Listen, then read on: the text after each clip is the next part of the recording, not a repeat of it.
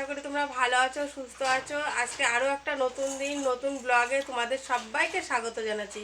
আজকের ব্লগটা প্রথমেই চা দিয়েই শুরু করলাম। আর সকালবেলা তো রান্না নেই, চা বিস্কুট এখন খাওয়া দাওয়া হবে।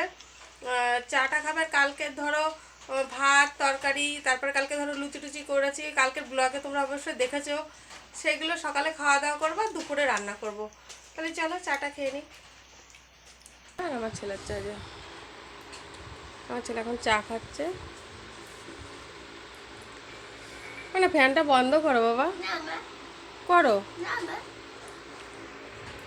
ফ্যানটা বন্ধ করবে না, এদিকে কাশি হচ্ছে, ঠান্ডা লেগেছে, তারপরেও দেখো ফ্যানটা চালিয়ে রেখে দিয়েছে। চাপিয়ে দিয়েছি খিচুড়িটা। চলো এই দেখো,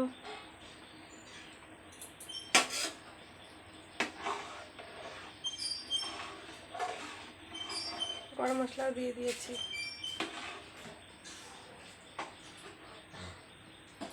ডিমটা আনতে গিয়েছে, ডিমটা ভাজা করব, তারপর খাওয়া দাওয়া করবো। চলো। ছেলে কিভাবে কাশছে, কেসেই যাচ্ছে, ওর জন্য খিচুড়ি করা। ও বলেছে খিচুড়ি খাবো, গলা গলা খিচুড়ি। রান্না তো হয়ে গেছে, ছেলে খেয়েছে বাটিতে করে এইটুকুনো খিচুড়ি, চামচে করে দিলাম, বললাম খাও। ও খেতে পারছে না, ওর গলায় একটু ব্যথা ব্যথা, তো ওর জন্য আর কিছু খাচ্ছে না। তার ডিম আনতে বলেছিলাম, ডিমটা আনা হয়নি, তা এখন শুধু খিচুড়িই খাবো। ওয়েদারটা বেশ ঠান্ডা ঠান্ডা ছিল, বেশ ভালো ছিল, বৃষ্টি বৃষ্টি ছিল, ওর জন্যই খিচুড়ি করলাম জানো তো। এখন ওয়েদারটা দেখি গরম, এখন আর কি করা যাবে, গরম শীত ঠান্ডা যাই হোক, খিচুড়িটা আমার সব দিনই ভালো লাগে খেতে।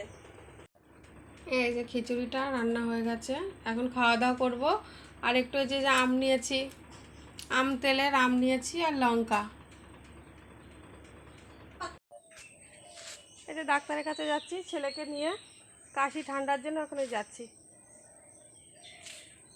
তারপরে বলছে বায়না ধরেছে একটু মেলায় যাবে, সামনেই রথের মেলা। চলো আসো।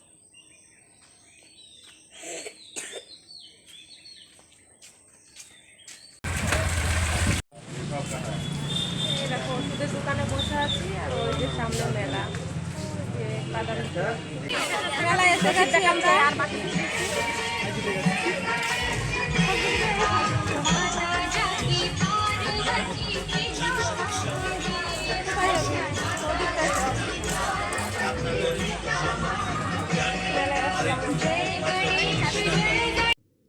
ছেলের এটা পছন্দ হয়েছে, চাবি রিংটা নিল শিব ঠাকুরের। আর এদিকে আমি ফুচকা খাচ্ছি, ছেলে খাবে না বললো, পাপড়ি চাট খাবে, তাও পাপড়ি চাট দিয়েছি, খাচ্ছে। আমিও কিছু কেনাকাটা করেছি, পরের ব্লগে তোমাদের দেখাবো অবশ্যই। আজকের ভিডিওটা এই পর্যন্তই, কালকের নতুন ব্লগে তোমাদের সাথে দেখা হবে। ভালো থেকো, সুস্থ থেকো, অবশ্যই লাইক শেয়ার কমেন্ট সাবস্ক্রাইব করো কিন্তু। সবাইকে টাটা।